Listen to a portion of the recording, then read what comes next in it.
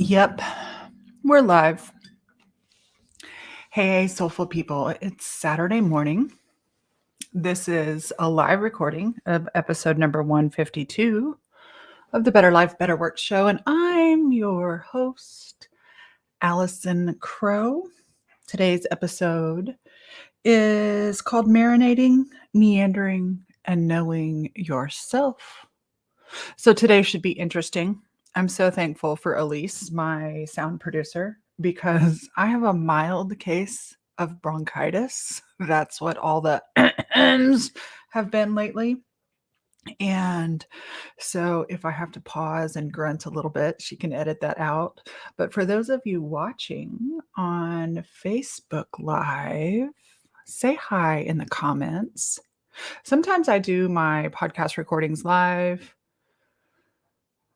when I want to just feel connection to my audience instead of recording this secret little thing in my room all myself. Hi, Giselle. Good to see you. As you all probably know, if you're not new to me, I have to remember to do things my way. And I have to remember to give myself space and grace to go outside of the edges of what's normal and expected. And so today may absolutely be a meandering podcast because I want to touch on a few insights I've learned over the last couple of weeks. And as many of you know, I don't really have a curriculum teach at you style podcast. Like many of my clients, I love Thursday, we had a coaching session with my Solely Self Leadership Society, and we usually do check ins for everybody when we get on the call. And sometimes one of the check ins includes, what do you want to get out of the call? And many times, my clients and my listeners and my audience are the kind of people that know that they can show up in a room, and if they get one insight, everything will change. They don't have to know what the insight is. They can let it, they're just open to receive it. And so that's the meandering part of this podcast. Let's talk a little bit about meandering. I have one of these days, I'll do an episode on this book that I've been reading over and over called The Great Work of Your Life by Stephen Cope. Stephen Cope is one of the directors or founders or head honchos over at Kirapalu or Karapalu, or I don't know how you say it. And at first I was like, oh man, white guy book. But it's actually one of my favorite books of all time. My book coach, Heather, gave it to me, and I both read it and I'm listening to it. And there are lots of different case studies about Dharma, the great work of your life, about following your soul work, which y'all know I'm all about, in this book. And not only does he do case studies is too formal of a word. Not only does he tell stories and share information and history about some famous people and authors and poets and famous people in history, but he also shares stories from colleagues and friends and clients at the yoga center. And as I'm listening to this book one day, having gone through quite a few chapters on Thoreau, and now a chapter about Walt Whitman, the poet, and his prose, I burst out to myself. I burst out to myself in my backyard listening to this. It was like, I'm a poet and a philosopher, and I'm trying to fit myself in this linear business world. And yes, I am an artist and a poet and a philosopher and a conversation haver and a thinker and a dreamer and an idea chewer. um, I'm not I'm not a linear teacher. I'm not a linear leader. And I remember a client once said, back when Rebecca Davidson was one of my clients, she was like, "Coach, I know you talk in circles, but I listen in circles." And so what I realized listening to this book was in the value of giving myself permission to meander, to let my thoughts wander, even in things like my podcast. And it was interesting. Recently, not recently, a couple of months ago, I put out a vulnerable request. I requested to be a guest on other people's podcast. And I had 4 people take me up on that. I'm so grateful and thankful. And 3 of those 4 podcasts have come out. One was with Sue Revel, and her podcast is A Woman on a Mission. And I don't know what happened when I recorded that podcast with her. I don't remember the time or the place or my state of being, but I did recently listen to myself on her podcast, which is always an interesting experience. I don't normally go back and listen to my old podcast. Sometimes I will listen to them years later and I'm like, oh, I learned something from me. So I listened to my podcast from Sue and I realized that she asked me one question and I talked for 30 minutes. Like I just rambled on and on and on and on. And I felt very insecure. And then she asked me a second question, and I rambled for another 30 minutes. And so in this podcast, there's just kind of a lot of me riffing on these ideas, and they go into other ideas and other ideas. And the linear, logical part of me felt really insecure and ashamed. And I reached out to her and I told her, I'm sorry. I'm not sorry. So obviously, there's a part of me that feels ashamed, but there's also a deeper, more knowing, trusting part of me that I was being in my authentic and higher self in that moment. And sometimes I channel shit.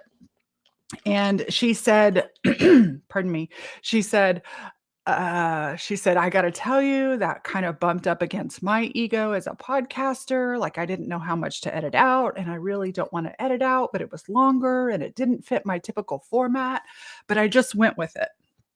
And so we had that conversation. And then she also does I think she has an interesting way of doing her podcast. For any of you thinking about doing podcasts, I love this idea. She has on a guest and then she does insights from that guest episode, right? So if I was episode number 7, then number 8 on her podcast was insights from what was her takeaways from our time together. And so she had her insights about my podcast going on and on and on and on. But what's funny is she sent me a message last week. Excuse me. She sent me a message last week that said she has a friend who has declared themselves the unofficial critic of her podcast. And well, before this unofficial critic gave their feedback on my episode, she also had somebody leave an episode like on iTunes, and that person wrote that they loved Allison's episode, especially number 7. And so it was like, oh, okay. Like, even though I felt weird about it, there were some people that really enjoyed it. That was kind of a fun little wink from the universe. So then a few days later, she gets this message from her friend who's the unofficial critic, like giving her real straight feedback. And this person loved my episode. It was their favorite. She was like, more of Allison, please. And I would be so interested to hear from that person really what it is. And maybe, now remember, I'm telling you a story about me, but it's really about you. Okay.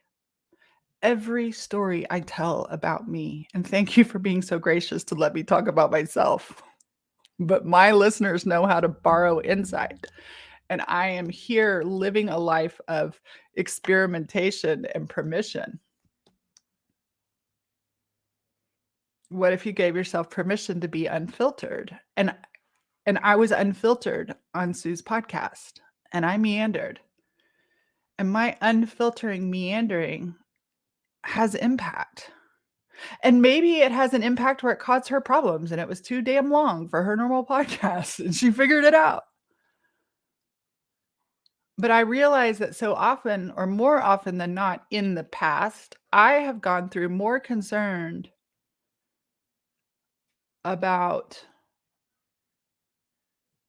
let me figure out how to say this, protecting the impact I had on other people rather at my expense, right? So when I call it pretzeling ourselves, when we pretzel ourselves, when we bend ourselves for the pleasure of others versus showing up in our meandering, philosophical, idea ruminating selves. Gosh, I can't tell you, you guys, how many times I've wished I could be a 3-point person. How many times I wished I could have my 3 points and organizational thinking, and I need to turn off the green screen on this video. I don't have a green screen, so that won't work. There was some at least edit this out. There was some visual disturbance in my screen that was driving me nuts. Right, and I notice the part of me that gets distracted when I'm really giving myself and giving you permission. If you're a philosopher, if you're a creative, if you're a poet, if you're a lover of prose and language and ideas and art and music, and you're in this business world, many of my clients and many of my listeners are running their own businesses, and so there is a part of us, we are thinking about our clients and what will help them, and we're thinking about the value we can offer before the sale, and we're thinking the value we offer after the sale, and we're thinking about our marketing, and we're thinking about our profit and our profit first. And I've noticed lately when not always, okay, we go in seasons. I've noticed lately when people like when I'm in the room with my coach and my peers, and my coach is an Enneagram 5.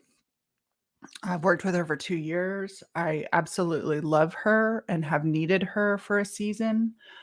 But lately, when she brings up a structure, my whole body has static. My whole body begins to feel thick. My whole body begins to have a response that reminds me to listen to my body, right? So talk about meandering. I'm going to take a weird left turn here to human design. I don't know if any of you have had your human design done. I'm not an expert in human design by any means, but I've had a couple of people give me, and I've had a couple of human design, like learn about my own human design, and lately it's been coming up. So human design, for those of you who don't know, I don't even know how to explain what it is. I love you so much. Please Google it.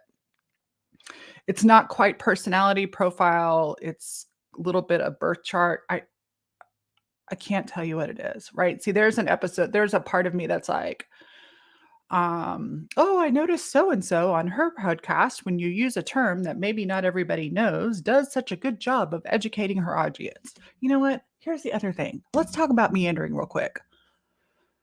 I do not assume that y'all are stupid. I assume that you are resourceful and whole. This is a whole nother thing.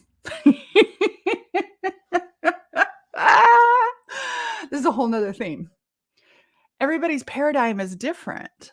And we'll get to marinating in a second. This is really important about marinating because I accidentally caught myself marinating in rooms where we don't have the same viewpoint from way deep inside. And my viewpoint from way deep inside is that my clients and my audience are resourceful and whole.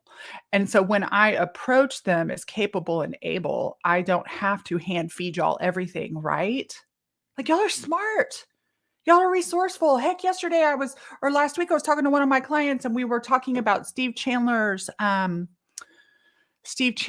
maybe he got it from somebody else, but the idea of agreements versus expectations. And we were talking about some staff stuff that she has. And I was like, oh, this would be a really good concept for you to learn and to be able to bring to your team. And I said, I can get some resources for you because I have in my own library some resources that I've got from Steve Chandler and Rich Litvin around expectations versus agreement. And she was like, oh no, coach, I'll look it up. Don't waste your time on that. And I was just like, that is my people. Okay. So human design. So I'm a manifesting generator. I have sacral authority. And what sacral authority means to me is that I really need to test my yes and no in my body. Now, while I have sacral authority, I also have an open head center. And what having an open head center means is it is very easy for me to take on the ideas of others. Therefore, I must really remember to test them in my own body. And then the other fun, exciting thing, which is a whole nother day, is I have a 3 tripartite life. I'm a 4-6, and I'm about to start the 3rd tripartite. For those of you who are human design experts, I'm sure you'll find that fun. For those of you that aren't, we could learn together. Okay, so meandering. Oh, sweet people, smart people who are the round pegs in a square hole, except for I think round pegs can fit in a square hole. But those of you who don't feel like you necessarily fit, and yet you subconsciously know how to fit into any room. So here's another example. My name is Allison.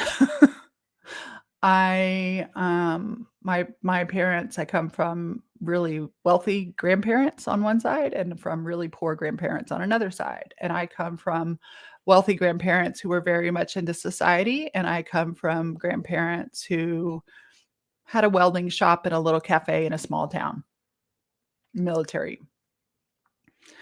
And so I was raised like I know how to set a table with all the different things. And I know I'll just call it Miss Manners. I was raised Miss Manners. But I was always much more comfortable at my country. I had like the city grandparents and the country grandparents. And I was always much more comfortable in my country, more relaxed grandparents people. I'm more of a girl next door than a luxury brand, because that's what's true to me. And it doesn't mean that I don't like wealth, but what's fun is I can fit in any social room that I want to. I can be a chameleon and adapt, but where am I at home? Where am I at home in my own skin? Where are you at home in your own skin? I do believe it's respectful to do one of two things when you're in somebody else's room. Number one, I want to let them know I actually don't conform to their rooms anymore.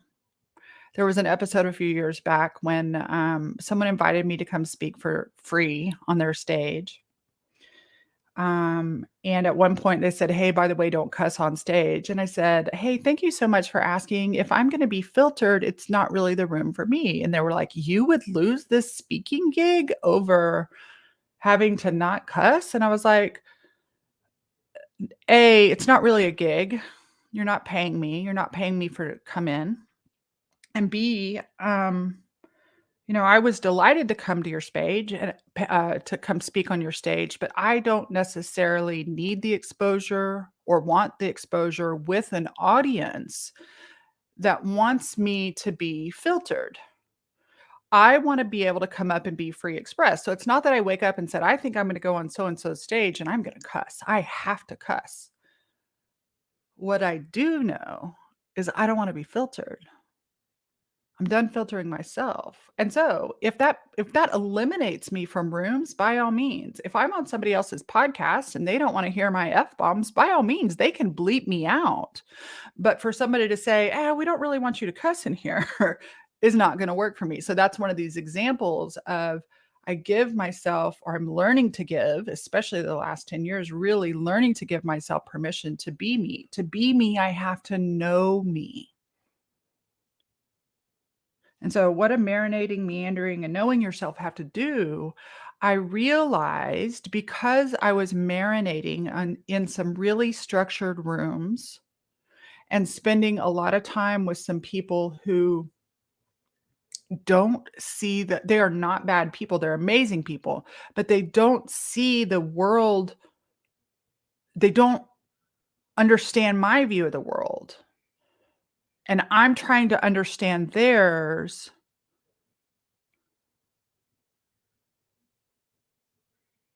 and trying to figure out the best way to say this.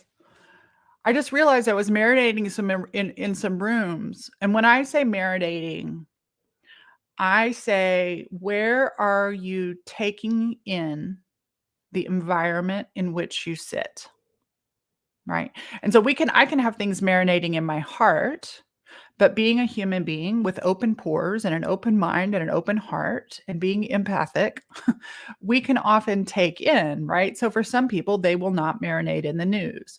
I like to marinate in books. I like to marinate with music. I like to marinate with podcast. I like to be in communities. I have my own communities, but as a client, I like to be in other rooms. And it's not that I have to be in rooms with people who completely agree with me about everything. So let's say social media, for example. Dear God. So I have a bunch of colleagues that can't stand social media, and I get it, but I love it. And when I'm in those rooms without being also in rooms that love social media, my thinking begins to bend towards their way of being, and I found myself being really down on social media. And I did an episode a couple of months back about just like reclaiming my love for social media. And so I'm not saying that I can't go into those rooms. I'm just talking about marinating. Marinating is where you spend a lot of time. And so this could be your friend group, this could be your coaching peers.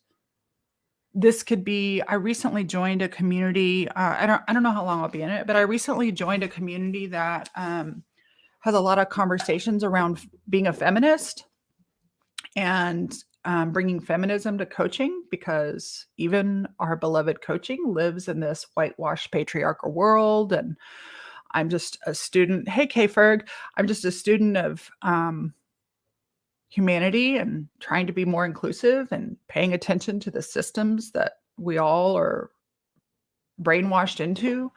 And I'm just testing out this community for a while. And one of the questions that I'd ask is like, why do you want to be here? And I said, I just want to be in a conversation, a room where they're having feminist conversations, to see how I feel about marinating in it. I like to be in rooms where all parts are welcome. I like to marinate, where I don't wanna say, so this is what's interesting. I used to work for a company that was like, "Complaining is garbage." And there was this toxic positivity that was really bullshit. And so I get that there's a fine line between how do we vent, how do we unearth and ease our burdens so that we can remember our joys. I absolutely do not believe that we do a service to ourselves when we shove down this hard stuff. I'm more in the process these days, and my clients would are participating in this with me. We are talk about getting to know yourself. We're getting to know the parts that in the past were shoved down because they weren't positive or they weren't happy. So I'm not talking about I'm talking about being in rooms where all parts are welcome. I know I'm rambling and talking in circles. I just realized I need to marinate. Like, I've got to pay attention to where I'm marinating. I've got to pay attention and I don't have to be in rooms where I'm equal and exactly minded, but I need to be in rooms where I'm not the only one who loves social media. I want to provide rooms for my clients that provide space for all parts of themselves, that provide space for celebrating, that provide space for those that don't love social media and those that do. So that's what marinating is about, like just paying attention to where you're marinating, and is it energizing you or exhausting you? And I noticed that I'm in some rooms that I feel worse after being in the room than better. And I'm shifting those things up, but I feel worse after being in the room than better. And those rooms are wonderful. Some people feel better after being in those rooms.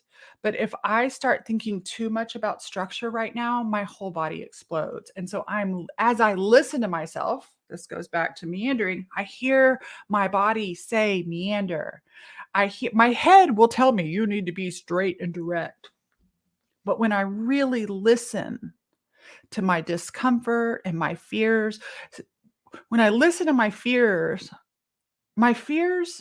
aren't driving me, but they can inform wisdom in our systems. But we're so used to not listening to fear, we make up a story that to listen to fear, that means you believe it. Listening and believing are not two different things. But when I take a moment and think about my fears or my scarcity or my insecurities, right? So let's say I'm in a room where everybody hates social media. Hate's a strong word, but you know, they're not like, "Yay, how are you enjoying people on social media?" And here I am on a Saturday morning wanting to use social media to connect and see other people's faces and see their comments while I'm recording a podcast. My insecurities rise up. Inside of me, a part of me goes, "Is there something wrong with me? Am I doing it wrong?" I think that's normal when everybody around you is different. Yeah, there's a part of me that feels fine and that feels confident being me, but there also are still small, quiet, insecure parts. Instead of annihilating those insecure parts, those fearful parts, "Oh, I don't fit in because I like this." I'm meeting those sweet little parts and listening to them, and they're really saying, "We thrive better when we're marinating in the right sauces, Allison." And so what I want you to do is I want you to know, to be aware of where you're marinating. Know what supports you. My coach she has a concept called the thrive list, like things you need to have in your life to thrive. And sometimes it's stuff and sometimes it's space. I want to know what energies, not what stuff, but what activities help you thrive. I want to know, I'm working on my vision map, and it's a visual, as I do visuals, and there's the ground and then there's the sky and all the things I want to create rating out of it. But from the earth comes the things that nourish me. And so another word for marinating might be nourishment. What is your nourishment? And I'm not just talking food and water. What habits nourish you, even if they're boring? What rooms nourish you? What ideas nourish you? And I love being in a room full of creative weirdos who are running businesses, right? I also like being in rooms of creative weirdos, but then I feel weird if I'm in a room full of weirdos that don't run businesses, because I do have that both and part. And so it's not that I can't, my best friend in the whole world is a dental hygienist who doesn't use social media. Y'all don't even know her. Like my soulmate doesn't use social media, isn't in coaching, and is a dental hygienist. And I love her, but when I talk business with her, her eyes cross and she just looks at me like I'm nuts, but she'll listen all day long. I thrive. Where do you thrive? What do you need to thrive? What paradoxes, right? What paradoxes do you need to thrive in? And it was interesting because in some of the rooms I'm in, people are like, "I don't really understand your art. Why you're using art in your business. Um, I don't understand why you share so much. Maybe you wouldn't, if you didn't share so much on social media, you wouldn't feel so sensitive." And I get that these are great questions. These questions in themselves actually are really good to help me define. No, actually, I am here to share unashamedly. I am here to share vulnerability. I am here to dance around the edges, to meander. Um, And so the meandering part of me, where are you marinating? What would be helpful for you to marinate in? I bring up meandering on this podcast because I know many of you are creative, meandering souls too. And even though I'm a meander, I can be a quick decider and somebody quick to change. But please remember, my fellow creative souls, poet, artist, musicians, philosophers, idea chewers, that you're meandering in a linear world. And so what will you do to support your meandering when you bump up against the lines of the earth, of the world, of the society, of the business that we're in? Just being aware of that. And all this goes back to what seems to be my primary message these days, which is truly knowing yourself.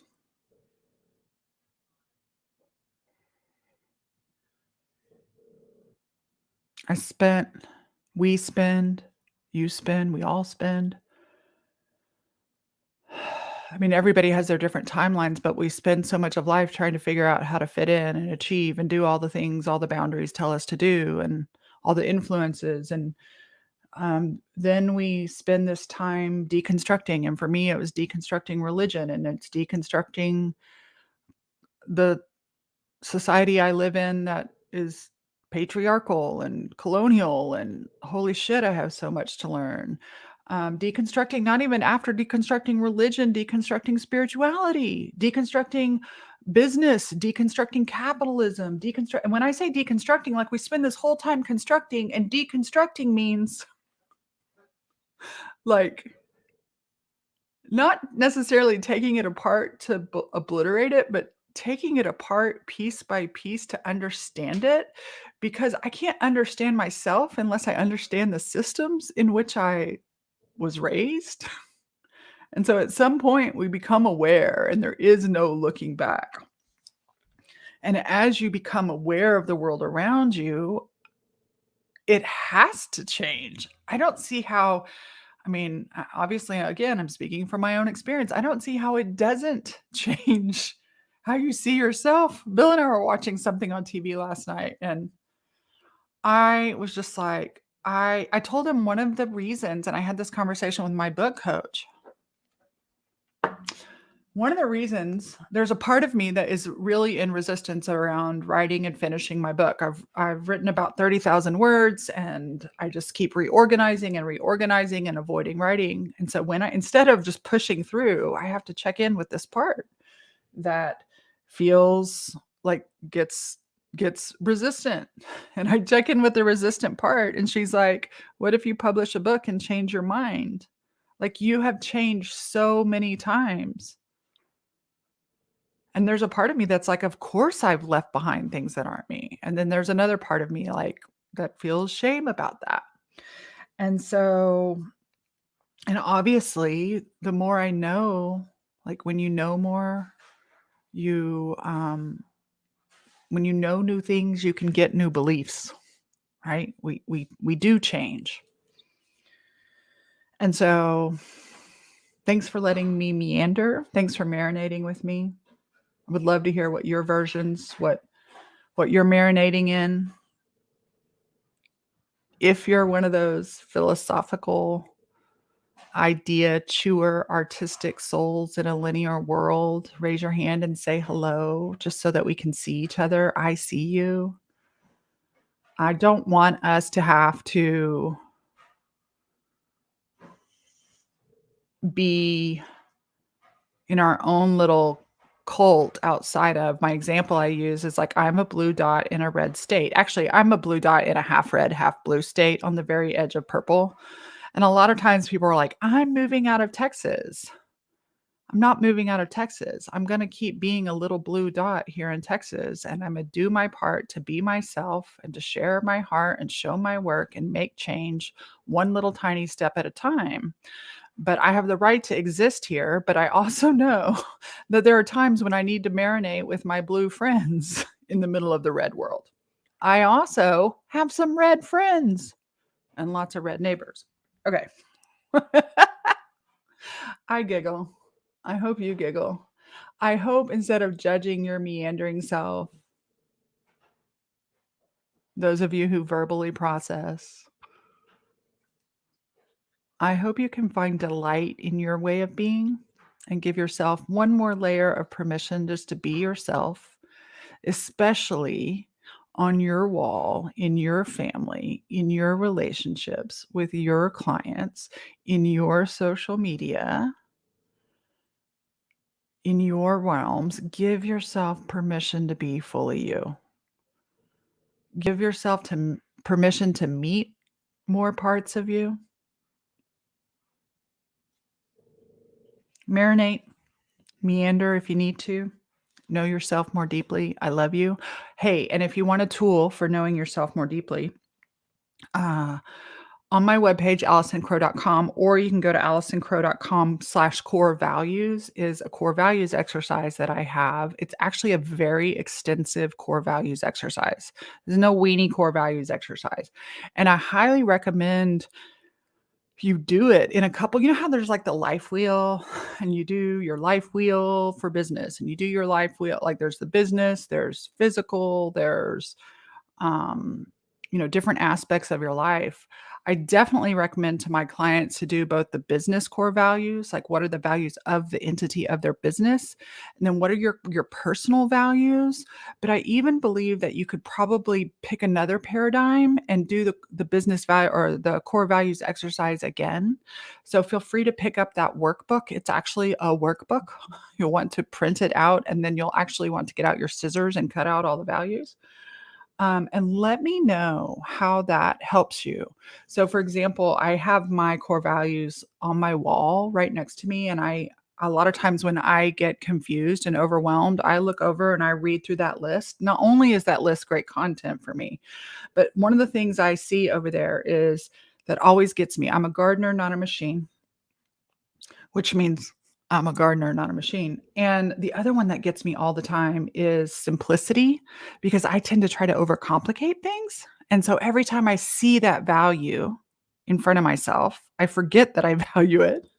And then another one is fun, play, and humor, because sometimes I take myself too fucking seriously. So with that, it's Saturday. I'm done working for the weekend. I love you. I appreciate you. Grab that core values if you want. And right now, the doors to Solis are open. Self Leadership Society is a great place for marinating and for being with other amazing, soulful people who are also building businesses. Peace out, y'all. Happy weekend.